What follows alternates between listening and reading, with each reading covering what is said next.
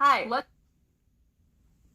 just skip the formalities and get down to business. Today, I'm going to give you the ultimate guide to, drumroll please, boys. I asked you guys to ask me questions on my Instagram, and you guys clearly did not hold back, so let's get started. All right, the hair is going back. We are getting down to business. I was gonna start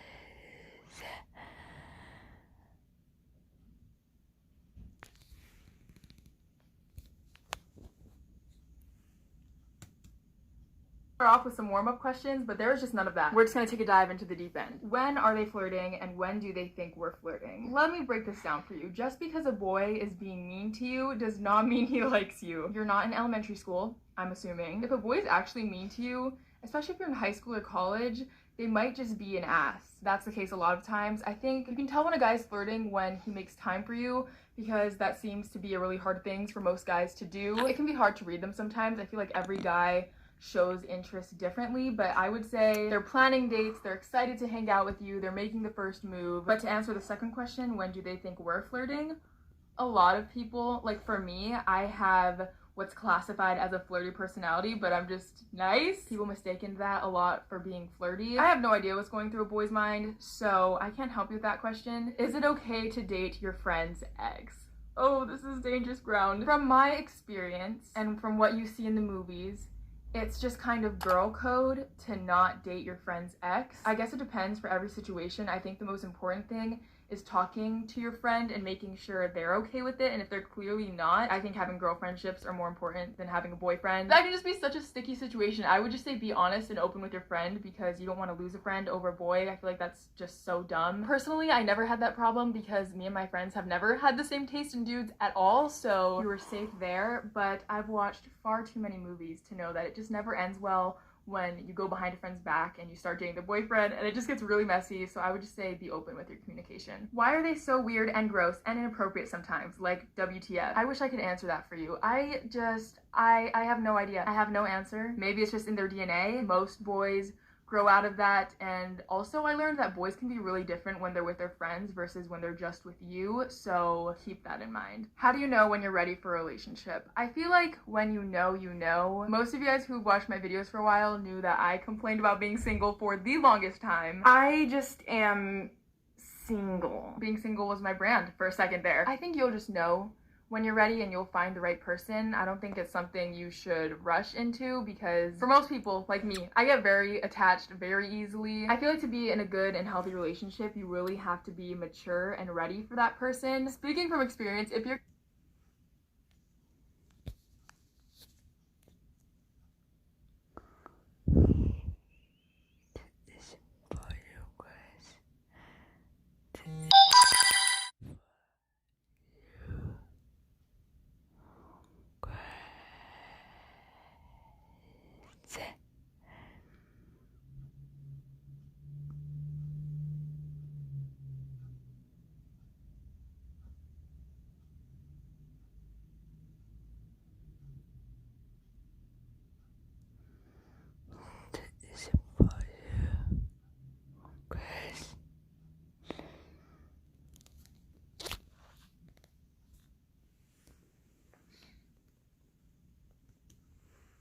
you're gonna get mad that he's gonna hang out with his friends, even though he's hung out with you the past 26 days in a row, and you get really mad, and you might not be emotionally ready, and I've learned this the hard way. Is it weird to be older and have no experience? When is too old to not have had your first kiss or boyfriend?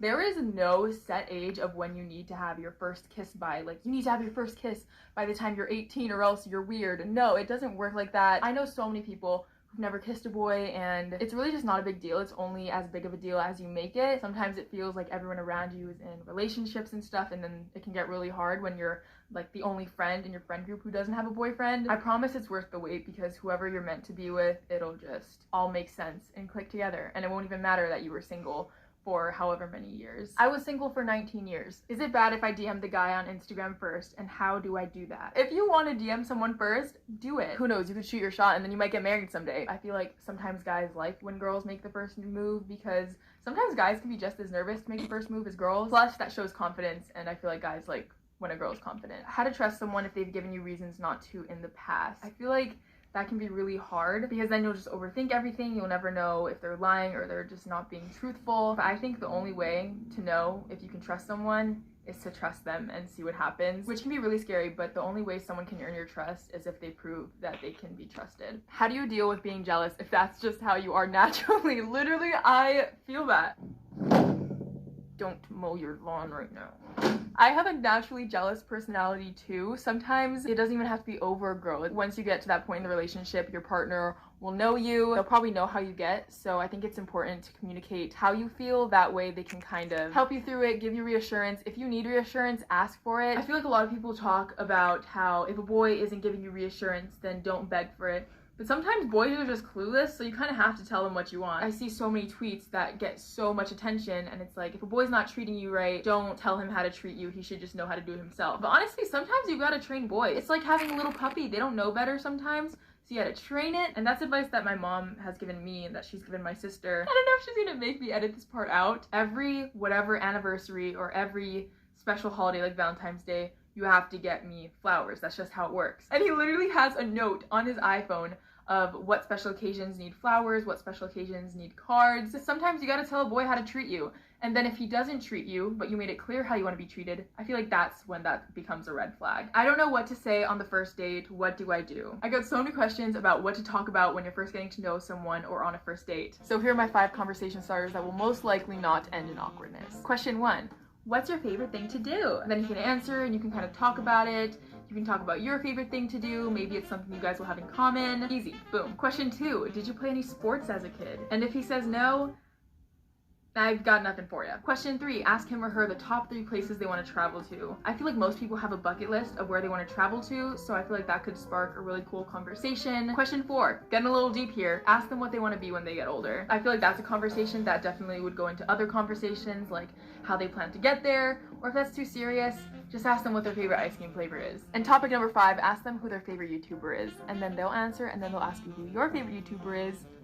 I'm just kidding. Kind of. Is it bad to be 15 and have never had a serious relationship? When I was 15, I was in a serious relationship with Justin Bieber, so it's not bad no matter if you're 15, 16, 17, 25. A lot of people don't. You can't just expect to meet your high school sweetheart because a lot of times that's not what happens. That kind of leads into another piece of advice, which is don't expect to find your long-term soulmate or the person you're gonna marry in high school. I don't know if you guys noticed, but most boys in high school, there's just not the greatest selection. Someone is out there for you, but most likely it's not going to be in high school because this is how big the selection is in high school. Not much, but as you go through life, I feel like once you get out of high school and you start doing things that you love and are interested in, you'll also find someone who has similar interests to you. What do you do when you feel like your boyfriend is keeping something from you?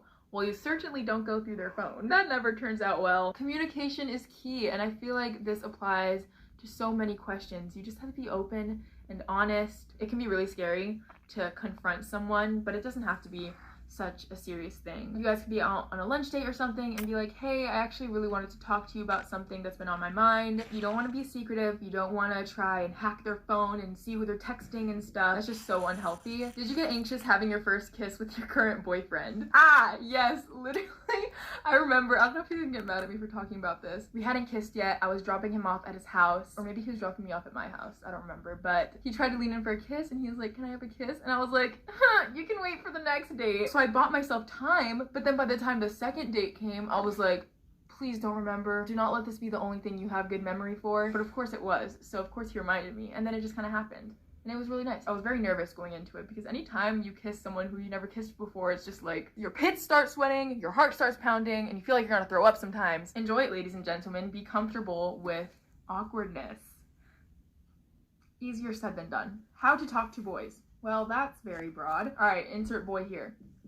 Hey, be my boyfriend. I wish I was that ballsy. I would say to talk to a boy, find something you have in common with him, whether it's a class, a teacher, a hobby. That's usually a good conversation starter. How do you deal with your ex making stuff up about you and talking bad about you? That happens so often, and I feel like that's just a sign that they most likely clearly are not over you and are sad that they lost you, or they're just not happy with themselves that they feel the need to talk about you. In those situations, if your ex is talking bad about you, I think it's just important to be the bigger person. It's like when any person is talking bad about you, whether it's an ex-best friend or an ex-boyfriend or an ex-girlfriend, you just have to rise above and be the bigger person, because nothing good is gonna come from both of you being at a war with each other, which is just gonna get bigger and bigger. So I feel like if you ignore it and don't give attention to it, it won't get any bigger, because most likely they're just seeking your attention. How to get over a heartbreak from a serious relationship. There's no real recipe, which kind of sucks. And the thing is, you don't even have to be in a serious relationship to feel heartbreak. Sometimes the guy you didn't even date can break your heart. But in general, I feel like heartbreak just takes time. Spend time with people who really care about you, whether that's family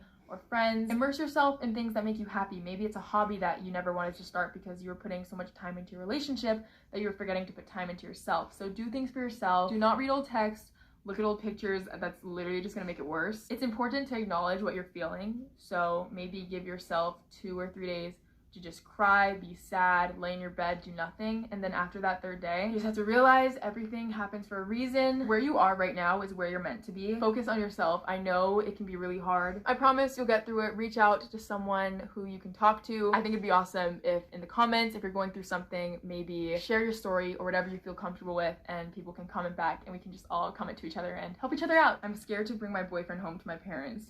I'm about to tell you the story of how I introduced Connor to my parents. Hopefully it inspires you if you are hiding your boyfriend or girlfriend from your parents. Everyone's different. I'm pretty open with my parents about stuff, but I've never been the type of person to be super open where it's like, hey, this is my boyfriend. Like the first day I meet him. Was he even my boyfriend yet? I think we were still talking. We weren't even really dating yet because he hadn't asked me out yet. I forget what triggered it, but we were driving home from dinner and I think my mom texted me and she was like, you know, you're spending a lot of time with this boy and we haven't really met him. We want to know who you're hanging out with. And I wanted to keep hanging out with him. So I was like, oh God, is this really about to happen? Keep in mind, my mom, my dad, my sister, and her boyfriend are over. So it's a full house. And I didn't even tell them that I was bringing him over. Connor's the type to get very nervous over this type of stuff. So we were passing where his cutoff is to go to his house. And I just keep zooming forward. And he was like, where are you going? What are you doing? And I was like, I'm taking you to meet my parents. I was nervous. I was sweating. We pull up to my house. We don't get out of the car for 5 minutes. Connor's straight up freaking out. And I was like, you know what? We just gotta do it. So I opened the garage door. I opened the door without even preparing Connor for absolutely anything. I was just like, here he is. In the words of Nike, with that type of stuff, you gotta just do it. Because the more time you spend worrying about it, the more you're gonna psych yourself out. Just go for it. Let me know how it goes down below. Why do boys lie and say I love you or I'll never leave you when they do? Queen went off. Why do they do that? If you're a boy watching this, why do you guys do that? Literally, boys just throw around I love you like it means nothing. I think a good rule to follow is that you'll believe it when you see it, because anyone can just say I love you or I'll never leave you, but actions really do speak a lot louder than words. So if he's not making time for you, he doesn't take your feelings into consideration, just be conscious of those types of things. I got a lot of questions about, can I even say that word without getting demonetized? Being intimate with someone. I got so many questions about it. So to kind of sum up all of your questions in one answer, my number 1 rule is don't do anything you don't want to do. A person needs to be really emotionally stable and mature, because it can be heartbreaking if it's someone you're not emotionally ready for, and it just comes with a lot of responsibilities. For most girls, they usually want a really big commitment after, and boys usually sometimes aren't the same. There are people who choose to wait and there are people who don't. Truly, everyone is different and has their own views and opinions on it. I am not here to judge or tell you what to do. I'm just someone on the internet, you know? Definitely talk to someone older and wiser, someone that you trust. It can be your mom, an older sibling, a trusted friend, an aunt. It's super important to be safe, and I can only say so much because I don't know you personally, but that's my advice. All the boys at my school are way shorter than me. Sis, I dated a 5'3" boy when I was in 8th grade and I was 5'8". Boys sprout so much later. Why? I promise once you finish high school or go to college or start your adult life that you'll find people who are taller. There are tall men out there, I promise. Little word out there to my shorter girls, love you, but stop taking guys who are 6 feet, because the girls who are tall have no one. Don't feel too attacked. I'm starting to get bored of my relationship. This can be kind of difficult, especially if you've been with a person for a very long time, like 1, 2, 3, 4, 5 years, however long it is. There's a difference between getting bored of the relationship and getting bored of the person, because you might still be in love with the person and love them, but you're just bored. And that happens because sometimes in relationships you settle, go to a new restaurant, try new food together, go on a new adventure, try an escape room, don't go bungee jumping, that's kind of scary. Well, up to you. Do a new adventure, try something new, go on a cute little picnic. I think just spice up the relationship, find something new that you love about it. How to not have exceptionally high expectations for a boyfriend. Keep your expectations. There are so many questions.